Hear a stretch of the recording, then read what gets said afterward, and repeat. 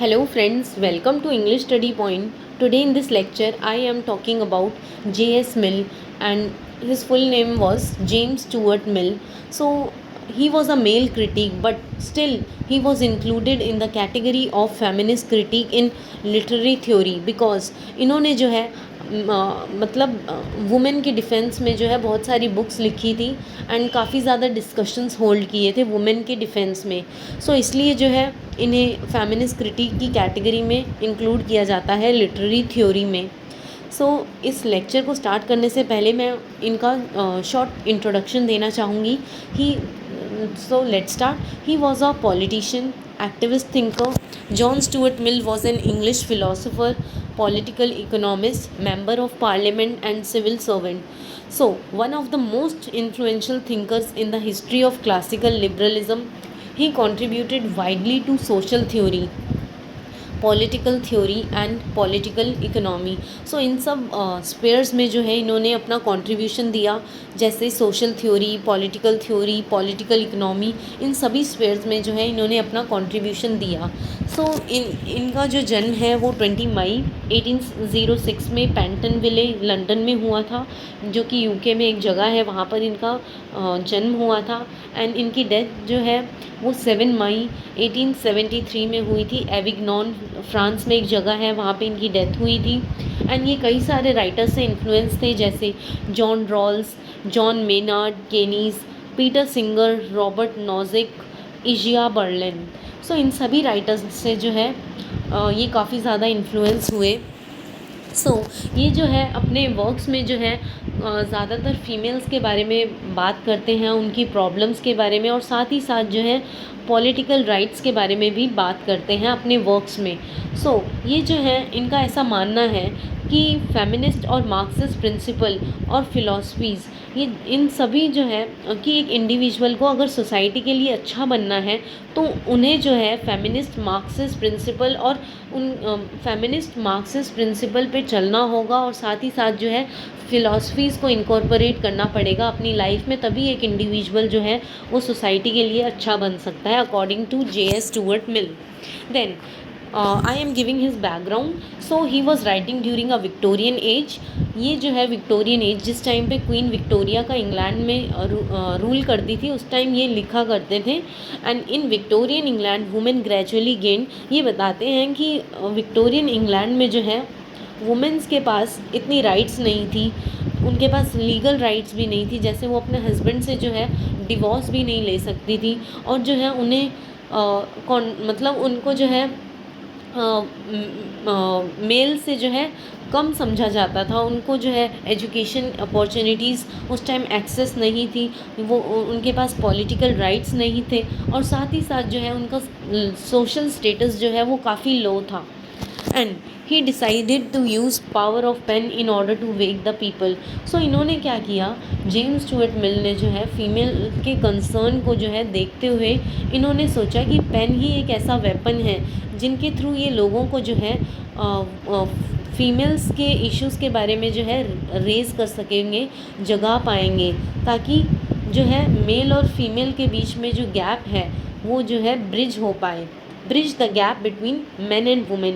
He decided to use power of pen in order to wake the people. इन्होंने क्या सोचा कि pen मतलब ये अपनी राइटिंग से जो है लोगों को जो है अवेक कर देंगे, विजिलेंट बना देंगे, उनको जो है अवेयर करेंगे कि फीमेल्स जो हैं उनकी सोसाइटी में क्या क्या फेस कर रही हैं.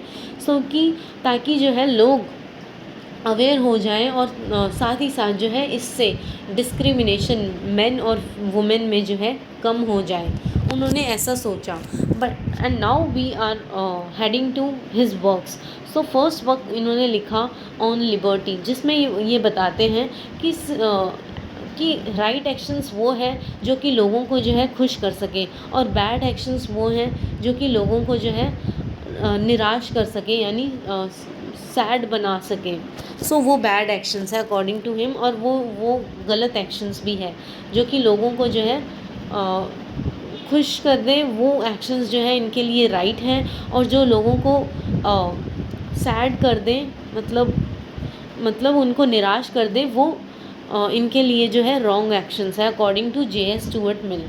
वो बोलते हैं कि people should only do those things that brings greatest amount of happiness to the greatest number of people. कि इनका कहना है कि लोगों को जो है वो चीज़ें करनी चाहिए जो कि जिनसे जो है लार्ज नंबर ऑफ पीपल को जो है खुशी मिल सके। So people should only do those things that brings greatest amount of happiness to greatest number of, कि जिनसे जो है लोगों को खुशी मिल सके लार्ज नंबर ऑफ पीपल को। Then they should choose those options that makes most people happy. कि उन लोगों को जो है उन एक्शंस को चूज़ करना चाहिए जो कि बहुत सारे लोगों को जो है सेम टाइम पर खुश कर सके। एंड फिर वो गवर्नमेंट को ये सजेशंस देते हैं कि गवर्नमेंट जो है ऐसे एक्शंस ले ताकि जिससे जो है बहुत लोग खुश हो सके और लार्ज अमाउंट ऑफ सोसाइटी जो है बेनिफिट हो सके। Then second work is subjection of women. So इसमें वो बताते हैं डिफरेंट जेंडर रोल्स के बारे में जो है बताते हैं कि उस टाइम जो एग्जिस्ट करते थे विक्टोरियन एज में। सो वो बोलते हैं according to him custom insist that a woman's primary duty is to please and serve others. कि ऐसा रिवाज है कि वुमेन की जो है पहली ड्यूटी ये समझी जाती है कि वो जो है दूसरों को जो है सर्व करे और उनको जो है खुश रखें। And in this process she puts down her desire on hold. कि इस ऐसा करके मतलब अगर वो मतलब लोग जो है उनसे एक्सपेक्ट करते हैं वुमेन से कि वो सिर्फ़ और सिर्फ जो है दूसरों को सर्व करने के लिए बनी है और दूसरों को खुश करने के लिए बनी है। और फिर ऐसा करने से क्या होगा, उनकी जो खुद की इच्छा है वो जो है दांव पर लग जाएगी। She puts her down her desire on hold. Women are expected and taught to attract. और वुमेन को जो है इस वे में नर्चर किया जाता है कि सिर्फ़ और सिर्फ जो है उन्हें एक अच्छे हस्बैंड को जो है अट्रैक्ट करना है और साथ ही साथ घर पे रहना है। घर से बाहर जाना अलाउ नहीं होता और घर पे रहकर जो है उन्हें बच्चों को संभालना है और अपने हस्बैंड के इशारों पर जो है उनके डिक्टेट्स पर जो है चलना है। And attend to household affairs. और घर के काम सारे मेंटेन करके रखने हैं। इसे बोला जाता है कल्ट ऑफ डोमेस्टिसिटी। सो इन सभी चीज़ों को बोला जाता है। वुमेन का मतलब घर पे रहना, बच्चों को मतलब रेज़ करना यानी नर्चर करना, सबमिट टू हर हस्बैंड के डिक्टेट्स इशारों पर चलना और घर की कामकाज करना, इन्हें बोला जाता है cult of domesticity. Such custom kept women from reaching their full potential. और इससे क्या होता है, जब वो इन सब में मतलब वुमेन जो है सिर्फ़ और सिर्फ घर पे रहेंगी और अपने बच्चों को संभालेंगी और अपने हस्बैंड्स के इशारों पर चलेंगी और सिर्फ घर के कामकाज देखेंगी, तो इनसे क्या होगा, उनका जो उनका पोटेंशियल है, हिडन पोटेंशियल, वो कभी जो है उन वुमेन्स जो है रीच नहीं कर पाएगी अगर वो इन सब में लग गई तो। ऐसा जे.एस. स्टुअर्ट मिल का कहना है। वो बताते हैं कि वुमेन्स को जो है ज़्यादा पॉलिटिकल और लीगल राइट्स मिलने चाहिए और साथ ही साथ सोशल और इकोनॉमिक अपॉर्चुनिटीज़ मिलनी चाहिए। पॉलिटिकल राइट्स यानी जो है उनको पॉलिटिक्स में जो है उनको मतलब रिप्रेजेंटेशन मिलना चाहिए। लीगल राइट्स कि मतलब उन्हें जो है डिवोर्स फाइल करने का पूरा राइट है। सोशल अपॉर्चुनिटीज़ यानी उन्हें जो है एजुकेशन के लिए जो है अलाउ किया जाए। एंड इकोनॉमिक अपॉर्चुनिटी यानी उन्हें वर्क प्लेसेस पे यानी घर से बाहर जाकर वर्क प्लेसेस पे काम करने के लिए जो है अलाउंस मिलना चाहिए। देन सेकंड वर्क जो है उनका वो है ऑन मैरिज, जिनमें वो बताते हैं कि women had to rely on their husbands for everything. कि जो वुमेन है वो अपने हस्बैंड्स पे जो है पूरी तरह से डिपेंडेंट है। This Reliance of a wife on a husband creates slavery. और अगर एक वाइफ जो है अपने हस्बैंड पर पूरी तरह से डिपेंडेंट रहेंगी तो इससे क्या होगा, वो जो है अपने हस्बैंड की ग़ुलाम बन जाएंगी। Just as slave is fearful of displeasing his master.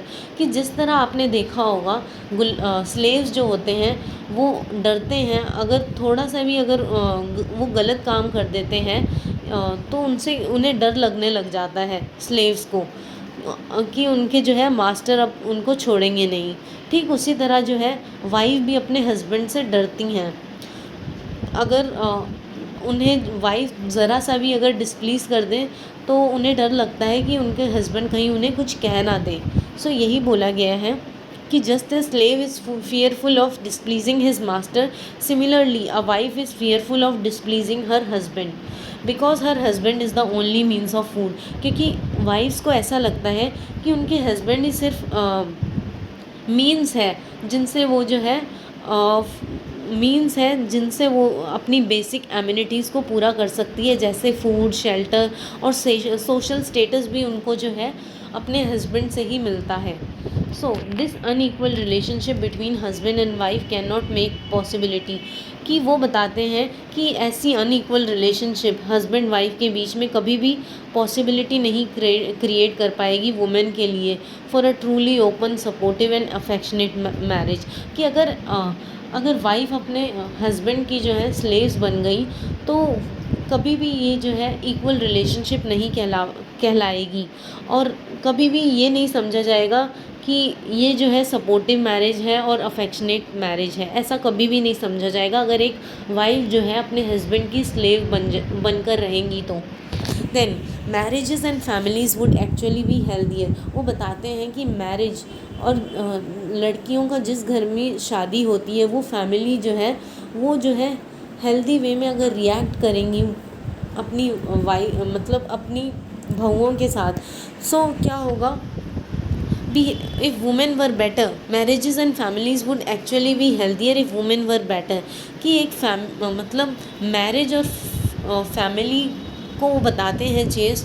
Stuart Mill कि एक मैरिज और एक फैमिली तभी हेल्दी होगी अगर जो है उस घर की औरतें जो है बाहर पढ़ने जाएंगी और उनसे क्या होगा, वुमेन जो है एम्पावर करेंगी. Slave during this time freed from bondage. कि इस टाइम क्या हुआ था, विक्टोरियन एज में जो है स्लेव्स को जो है फ्री कर दिया था बॉन्डेज से. सो उसी तरह ये बताते हैं कि वुमेन्स को भी जो है फ्री कर दिया जाना चाहिए अपने हस्बैंड की बॉन्डेज से. उन्हें जो है एजुकेशन मिलनी चाहिए और उन्हें जो है सोशली एम्पावर किया जाना चाहिए. And at last third work जो है जिसमें वो बताते हैं कि विक्टोरियन सोसाइटी का कल्चर जो है वो कैसा होता था. Then women at that time not paid the same as man. कि उस टाइम पर जो है वुमेन को जो है सेम वेजेस नहीं मिलते थे मैन की तरह, because Victorian society does not think that working women would contribute to the good of old society. कि विक्टोरियन सोसाइटी ये सोचती थी कि एक वर्किंग वुमेन कभी भी मतलब ऐसा नहीं, मतलब वर्किंग वुमेन को ऐसा नहीं सोचा जाता था कि मतलब वो एक सोसाइटी के लिए सोसाइटी के अच्छे के लिए कंट्रीब्यूट कर रही हैं. एक वर्किंग वुमेन को जो है उस टाइम पर विक्टोरियन सोसाइटी के टाइम पर ऐसा नहीं सोचा जाता था कि वर्किंग वुमेन जो है सोसाइटी के अच्छे के लिए कंट्रीब्यूट कर रही है. So he says women also have the same brain. वो कहते हैं कि जिस तरह मेल्स के पास ब्रेन है ठीक उसी तरह जो है वुमेन के पास भी सेम ब्रेन है और सेम ही तरह का पोटेंशियल है. They should be given equal pay. कि उन्हें जो है अगर वो वर्क प्लेसेस पे काम करती हैं तो उन्हें जो है इक्वल पे मिलनी चाहिए जिस तरह मेल्स को मिलती है. इक्वल सॉर्ट ऑफ रिस्पेक्ट मिलनी चाहिए included in fields where they are currently. और उन फील्ड्स में भी उन्हें रिस्पेक्ट मिलनी चाहिए जहाँ पे वो जो है अभी उनको जो है अभी जिन फील्ड से जो है उन्हें एक्सक्लूड कर दिया गया है उन फील्ड्स में भी उन्हें जो है इक्वल पे और इक्वल रिस्पेक्ट मिलनी चाहिए. सो तभी जो है सोसाइटी का प्रोग्रेस होगा. So thank you friends. इसी के साथ ये लेक्चर एंड होता है. अगर आपको इस चैनल के लेक्चर्स पसंद आते हो तो please please please like, share and subscribe.